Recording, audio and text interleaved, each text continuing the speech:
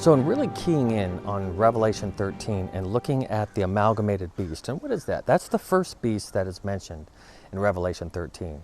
And that is the beast that has the body of a leopard, it has the mouth of a lion, it has the claws of a bear, and then it has 7 heads and 10 horns, and it's clearly been identified in prophecy as the Roman Catholic system. It's the papal system that truly had adopted all the qualities of Babylon, Medo-Persia, Greece, Rome, all the persecuting powers, the stealthful body of the leopard, and its ability to camouflage and to hide, the great jaws in the persecuting power of the bite of the lion. It has the claws of a bear. If you've ever seen the claws of a grizzly, then it has the 7 heads and the 10 horns, and that's all this amalgamated system. And that's why when you look at the Roman Church and you even look at all the symbols, it's all religions all melded together. That's why the Catholic system needed Neoplatonism, the ability to use what's called the law of Hermes,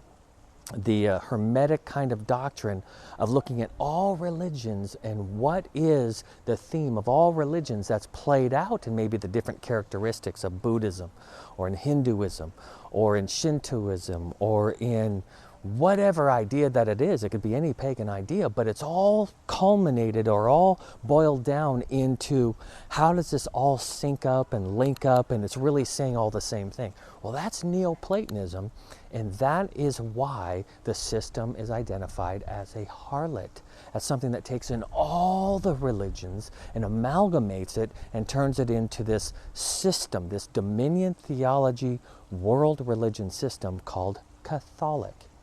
Now that's the first beast. Now the second beast, which is a lamb-like beast that rises up from the land, has been clearly identified around the time in which the Catholic beast, that system, it was given its power in 538 when the Ostrogoths were finally defeated by the Roman armies through the Roman Catholic system. It was able to negotiate and able to dismantle a lot of the conflict that was there, and there were treaties involved, and that gave rise to the Roman Catholic system in 538.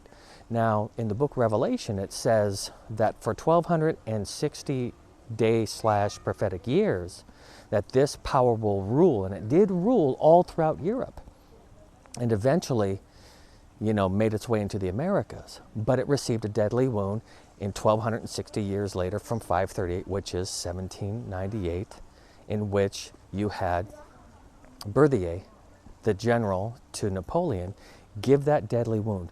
Now it talks about around that time when that wound is healing, that there is a power that is rising up from a, quote, uninhabited land, in which we've discussed. And that power is a lamb-like beast or a Christ-like beast, a Christian-like nation. It's an image of that, but it's not the reality of a Christian nation. And it grows up into this great persecuting power that starts to speak as a dragon. Now, what's fascinating to understand about that power is when you look in the Old Testament under that word for a lamb-like beast, it's the word re'em, R-E'-E-M, and that is the picture of the buffalo. Now, anytime that beast is brought up in the Old Testament, it starts off as a power that liberates God's people. It's first brought up as God identifying himself, and he liberated his people from Egypt. And then from Egypt, Pharaoh couldn't hold them down. It was an animal that can't be tamed. And then many times it's showing that this is a liberating animal, which is exactly what the United States is, and it came up right around the whole late 1700s. But later on, it goes from being an untamed animal in which you cannot put a harness upon, you can't control, to a lawless beast, and gives its power over to the papal power, is what it says in Revelation 13. It hands its power over and reinvigorates the papal system. Now, that power started to arise in the late 1700s, and it arose from a designated unpeopled lands in the book of Revelation, even though it was populated. But remember this doctrine of discovery that would not validate the existence of the natives that were here, and wiped them out through disease and conquest and military actions or through enslavement, and they ended up dying in so many terrible ways, but they weren't considered a people. That's the key to understand that Revelation 13 is talking about the Roman Catholic dominion theology system and America, and adopting that dominion theology system into this thing called Christian democracy that is trying to spread throughout this world. Those two powers join together to create this circumstance of end time events in which the whole world is churned up into this great place in which all the winds are unloosed, and the great warfares of humanity and the great powers come together to create this ultimate dominion, which is the dominion in which Rome and the United States share, sitting at the top of the throne, ruling this world. That's where we are today. Revelation 13. And I saw a beast rising out of the sea, with 10 horns and 7 heads, with 10 diadems on its horns, and blasphemous names on its heads. And the beast that I saw was like a leopard, its feet were like a bear's, and its mouth was like a lion's mouth. And to it the dragon gave his power, and his throne, and great authority. One of its heads seemed to have a mortal wound, but its mortal wound was healed. Then I saw another beast rising out of the earth. It had 2 horns like a lamb, and it spoke like a dragon. It exercises all the authority of the first beast in its presence, and makes the earth and its inhabitants worship the first beast whose mortal wound was healed. So what we're going to look at is, how did the lamb-like beast in Revelation 13 decide to adopt the same philosophy, the same ideology, the same view of theology, of dominion theology, as the Roman Catholic system did? Protestantism obviously looked at the scripture as a picture of Christ mediating as a high priest in heaven, and the conquered lands is something that's conquered by Christ in the New Jerusalem in heaven, and it's when Christ's return that we're going to see him make a new heaven and new earth, and he's going to populate the new heaven and new earth with, of course, resurrected people with new bodies. Well, this dominion theology getting a hold of Protestantism is actually in history relatively a new concept. It has now shifted into a Roman Catholic dominion theology concept, and it's being played out in the history of America.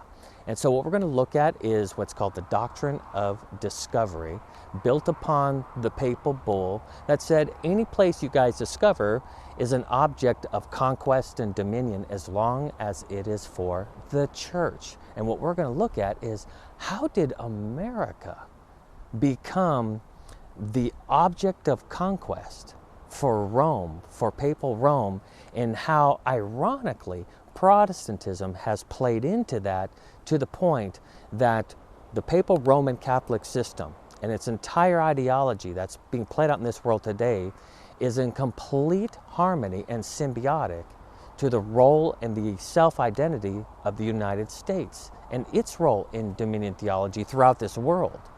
Well, what the key to looking at this, and what we're going to look into, is the Doctrine of Discovery that displaced all the Native Americans and deemed the United States as a, quote, Christian dominion for the Roman system. And we're going to look at that very, very important connecting piece of Revelation chapter 13.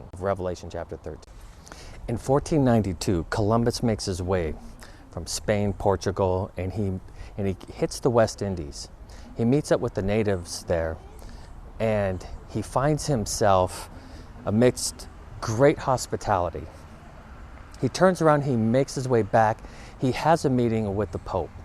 The Pope at that time writes up a papal bull. They're just hot on the heels of the Crusades, where they're going out conquering in the name of Christ. They're having these military campaigns, and he writes the papal bull that establishes what's called the Doctrine of Discovery, in which any lands that are discovered by European discoverers that go in the name of the church are able to claim that land as the church's land, and it is a discovery for the church, and those lands can be depopulated and can be brought under dominion and subjugation And that is the beginning of the history of the Americas, and particularly the United States.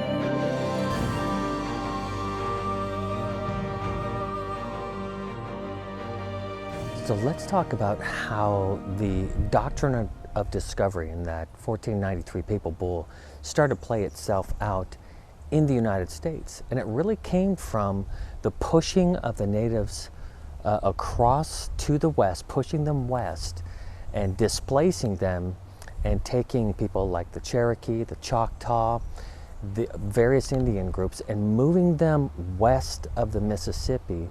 And the very a precedent for that displacement, was in fact that Papal Bull of 1493, when natives would go to court and they would say, hey, listen, these lands were promised to us, we made treaties with you, why are you breaking these treaties? The precedent was always, at least as far as legally and in the courts, they'd always go back to that 1493 bull saying that these are Christian lands and you are heathen unbelievers, and therefore you don't have a right to those lands.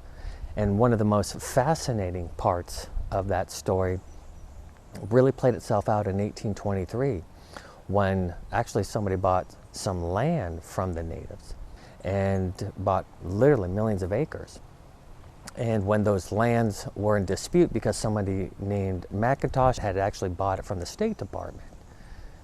And so they're both saying, but I bought it legally from the natives. And then one says, well, I bought it from the government. So when it came to court, when Judge Marshall had decided, he accessed and he stipulated that it was based on that Papal Bull that the natives didn't have the right to sell the land, and the judgment went for McIntosh. The judgment went for the man that bought it from the United States, and the United States says it's based upon the fact that this is a Christian dominion institution, and therefore that Papal Bull is the precedent for all territorial law for the United States.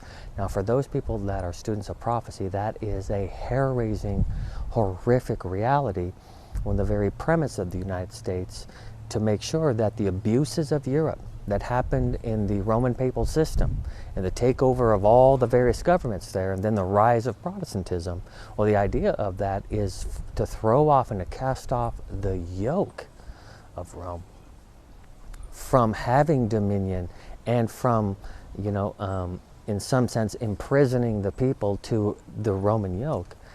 What's so fascinating is that that decision, based on that Papal Bull in the United States, told you, and threw that great message out there saying that there is no true separation of church and state in the United States, that was a protective doctrine that was brought by Jefferson and really emphasized, and that was the idea of Protestantism.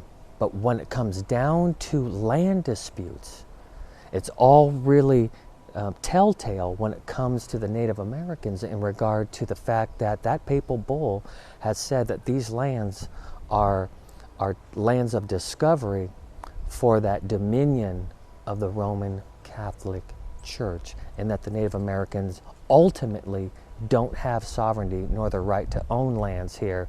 They're only occupying these lands based on the graces of the United States and the precedence of the United States of having full authority over these lands is built on that 1493 papal bull.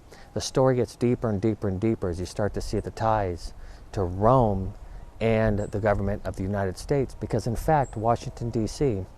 was not first named Washington D.C. It was first named Rome, and it was planted in Maryland and Virgin Mary and Rome.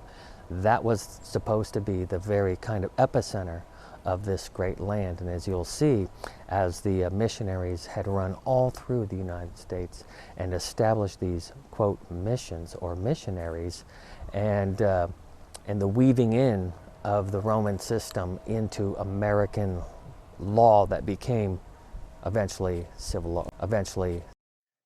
As you can see, of what we've been showing you is that fundamentally the three papal bulls that ultimately make up the Doctrine of Discovery that were instituted by the Catholic Church, in which basically and fundamentally the United States was founded upon that idea, why we were able to displace the natives, and why we basically set up territorial law that way, is founded on the Doctrine of Discovery that was built on the idea of Christianizing the land.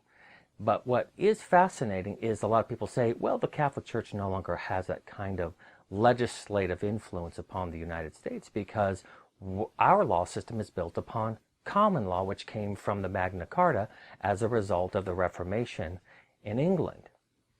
So basically and fundamentally, the United States broke away from the yoke of papal bondage of Europe. Well, here's what's fascinating is we do have in the United States common law. But civil law is also in place too. If you want to bring a civil suit, or there's just fundamental civil laws that were built on the Roman civil law system of Justinian's Code. Now, what's fascinating, what's very important to understand is that the Roman Catholic system of canon law and civil law and the concept of America being fundamentally a Christian nation, a new discovered land to be Christianized in the form of a new Christian republic fundamentally. That might seem distant until you understand the blue laws, the Sunday laws of the 19th century, in which Sunday laws were being passed all through the United States. Well, fundamentally that system is coming from state constitutions and coming from civil codes, and all of that was fundamentally derived from the Roman canons / civil Roman law system. Fundamentally, the underpinnings of, in the micromanagement of the United States, the Doctrine of Discovery, civil law, and canon law are still alive and active. If you want to look at our Supreme Court judges, most of them are Roman Catholic, and they have been schooled and indoctrinated in canon law and in civil law, along with common and constitutional law. And you will notice that when it comes to making rulings built upon precedent, when the concept of the Doctrine of Discovery comes in, they will lean upon the precedent set, with Johnson and McIntosh. So it's super important to really understand that it may seem far away, that the Roman papal legislative power is far from the United States. But when people really come to understand that the religious and civil liberties that we felt were so separated and so protected in our nation fundamentally is still very enmeshed. And that's an important thing to understand, that this is a legal precedent that goes all the way back to the Doctrine of Discovery. And as you will see as we continue on in our series, that there is present decisions being made as recently as 2005 in which the Doctrine of Discovery is being looked at as the precedents for making legal decisions. So it's still there. It's still in our system, and it's waiting to be implemented at a time of very important spiritual, political, and in all ways a time that's ahead of us in which apostate Protestantism, American politics, and the Roman Catholic Church are all enmeshed into this kind of amalgamated system that we are soon to look forward to. So please stay tuned as we start to put all these pieces together, in which you can see how America and Roman Catholic Church are all playing a part in God's Bible prophecy.